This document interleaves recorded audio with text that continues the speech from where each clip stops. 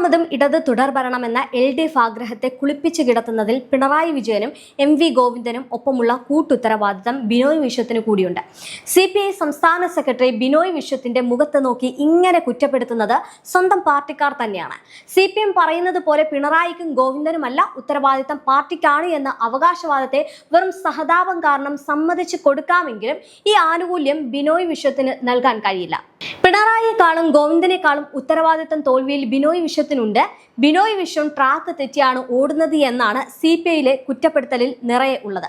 കാനമായിരുന്നു secretary ആയിരുന്നത് എങ്കിൽ CPIയും ഇടതുമുന്നണിയും ഈ ഒരു രീതിയിൽ തകർന്നടിയുമായിരുന്നില്ല എന്നും പാർട്ടിയിലെ ചില അംഗങ്ങൾ തന്നെ കുറ്റപ്പെടുത്തുകയും ചെയ്യുന്നുണ്ട്. കേരളത്തിന്റെ PM ശ്രീ പദ്ധതിയിൽ കരാർ ഒപ്പിട്ട് പിണറായി വിജയനും ശിവൻകുട്ടിയും എല്ലാം കീഴ്വഴക്കങ്ങളും തെറ്റിച്ച് അതിൽ നിന്നും ഭീഷണിപ്പെടുത്തി പിന്തിരിപ്പിച്ചത് ഈ CPI സംസ്ഥാന സെക്രട്ടറി എന്ന നിലയിൽ ബിനോയ് വിശ്വമായിരുന്നു. അതായത് പണമില്ലാതെ കേരളവും വിദ്യാഭ്യാസ വകുപ്പും ഒക്കെ പരങ്ങുമ്പോൾ 1400 കോടി രൂപയാണ് തന്റെ നിലപാട് കാരണം ബിനോയ് വിശ്വം കേരളത്തിന് നഷ്ടപ്പെടുത്തി കളഞ്ഞത്. പണമില്ലെങ്കിൽ പാട്ടപ്പിരിവ് നടത്തിയെങ്കിലും ഈ തുക നൽകുമെന്നൊക്കെ വീമ്പ് പറഞ്ഞത് മാത്രമാണ് പിന്നീട് മിച്ചമായത്. ഇടതു നയങ്ങളിൽ നിന്നും CPI വ്യതിചലിക്കുന്നു, മന്ത്രിസഭയുടെ കൂട്ടുത്തരവാദിത്തം നഷ്ടമായി എന്നൊക്കെ ബിനോയ് വിശ്വം പരസ്യമായിട്ട് പറഞ്ഞപ്പോൾ തീരുമാനമെടുത്തതാൽ കുലുങ്ങാതെ പോയിരുന്ന ഈ പിണറായി വിജയൻ പോലും കുലുങ്ങിയിരുന്നു. അതായത് ഇരട്ടച്ചങ്കൻ എന്ന ഇമേജും തകർന്നു, PM ശ്രീയിൽ നിന്ന് പിൻവാങ്ങുകയും ചെയ്തു. ഇതൊക്കെ വലിയ രീതിയിൽ കേരളീയ സമൂഹത്തിൽ പിണറായിക്കും CPMനുമുള്ള ഇമേജും പിന്തുണയും ഒക്കെ നഷ്ടമാക്കി.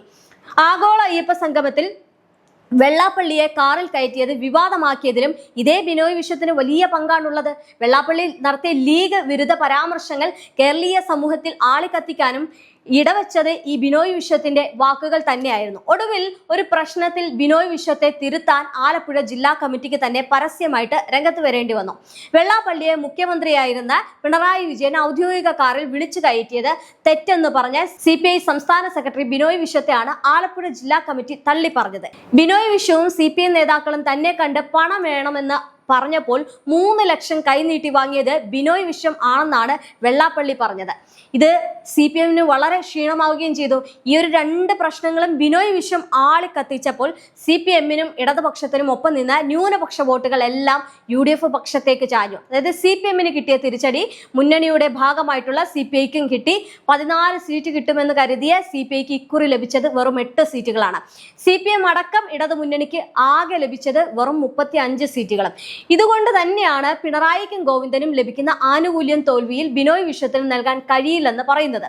അതായത് മുഖ്യമന്ത്രി എന്ന നിലയിൽ മുന്നണിയെയും സർക്കാരിനെയും നയിച്ച ആൾ എന്ന നിലയിൽ മൂന്നാമത് തുടർ ഭരണത്തിന് പിണറായി ആഗ്രഹിച്ചിരുന്നു. തന്റെ മുഖം കണ്ടെങ്കിലും ആളുകൾ വോട്ട് ചെയ്യട്ടെ എന്ന് കരുതിയാണ് കോടികൾ സർക്കാർ ഖജനാവിൽ നിന്നും മുടക്കി കേരളമാകമാനം ഒരു പിണറായി അല്ലെങ്കിൽ LDF അല്ലെങ്കിൽ വേറെ ആരുണ്ട് എന്നൊക്കെ തലവാചകങ്ങൾ നൽകി മുഖ്യമന്ത്രിയുടെ മുഖമുള്ള ഫ്ലെക്സ് കേരളം മുഴുവൻ പതിച്ചത്. എന്നാൽ പിണറായിയുടെ മുഖമുള്ള പോസ്റ്റർ വിപരീത ഫലമാണ് ഉളവാക്കിയത്.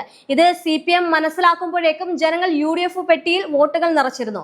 സിൽവർ ലൈനെ പിന്തുണച്ച് രാവിലെ കണ്ണൂരിൽ നിന്നും അപ്പമുണ്ടാക്കി കൊച്ചിയിൽ എത്തിച്ച് ഉച്ചയ്ക്ക് തന്നെ വീട്ടിലേക്ക് മടങ്ങാമെന്നൊക്കെ പ്രസംഗിച്ച വർഷം മുഴുവൻ ട്രോളുകളിൽ നിറഞ്ഞ ഗോവിന്ദനും ആഗ്രഹിച്ചത് തുടർഭരണം തന്നെയാണ്. ഈ തുടർഭരണമാണ് ബിനോയ് വിശ്വത്തിന്റെ നിലപാടുകളിൽ തട്ടിത്തകർന്നതും. ഇത് CPMനോടുള്ള ബിനോയിയുടെ നിലപാടാണെങ്കിൽ ബിനോയ് നയിക്കുന്ന CPIയുടെ അവസ്ഥയും പരിതാപകരമാണ്. CPI തോൽവിയുടെ ഉത്തരവാദിത്വം മുഴുവൻ ബിനോയ് വിശ്വത്തിനാണ് എന്നാണ് കേരളത്തിലെ മുഴുവൻ ജില്ലാ കമ്മിറ്റികളും ഒരേ സ്വരത്തിൽ പറയുന്നത്. ബിനോയ് വിശ്വം ഉപജാപക വൃന്ദത്തിന്റെ പിടിയിലാണ് എന്നാണ് കൊല്ലം ജില്ലാ കമ്മിറ്റി കഴിഞ്ഞ ദിവസം ആരോപിച്ചത്. അതായത് ബിനോയ് വിശ്വം നയിക്കുന്ന CPI സംസ്ഥാന സെക്രട്ടേറിയറ്റ് പിരിച്ചുവിടണം, ബിനോയ് സ്ഥാനം ഒഴിയണമെന്നും ജില്ലാ ഘടകങ്ങൾ ആവശ്യപ്പെടുന്നു. ബിനോയ് വിശ്വത്തിന് സ്വതന്ത്ര തീരുമാനമില്ല എന്നും ഉപജാപക സംഘങ്ങൾ പറയുന്നതാണ് അദ്ദേഹം കേൾക്കുന്നത് എന്നുമായിരുന്നു വിമർശനം. ബിനോയ് വിശ്വത്തെ വേദിയിൽ ഇരുത്തിയാണ് ജില്ലാ നേതാക്കൾ ആരോപണം തൊടുക്കുന്നത്. കൊല്ലം ജില്ലയിൽ 4 സീറ്റുകളിലാണ് CPI സ്ഥാനാർത്ഥികൾ മത്സരിച്ചത്. ജയിച്ചത് ഒരിടത്ത് മാത്രമാണ്.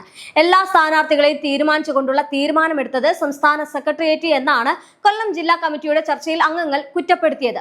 ഒരുപക്ഷെ പിണറായിയെക്കാളും ഗോവിന്ദനേക്കാളും വിമർശനത്തിൽ നിൽക്കുന്നത് ബിനോയ് വിശ്വമാണ്. നേരായ രീതിയിൽ പാർട്ടി സെക്രട്ടറി ആയ ആളല്ല ബിനോയ് വിശ്വം.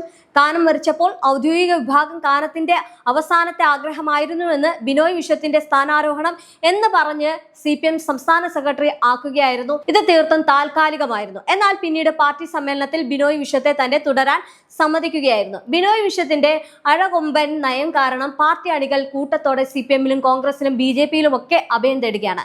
വരുന്ന പാർട്ടി സമ്മേളനത്തിൽ ഒരു തവണ കൂടി പാർട്ടിയെ നയിക്കാൻ ബിനോയ് വിശ്വത്തിന് അവസരം നൽകിയാൽ CPI തന്നെ കേരളത്തിൽ കാണില്ല എന്ന് തന്നെയാണ് പാർട്ടിക്കുള്ളിലെ അടക്കം പറച്ചിലും.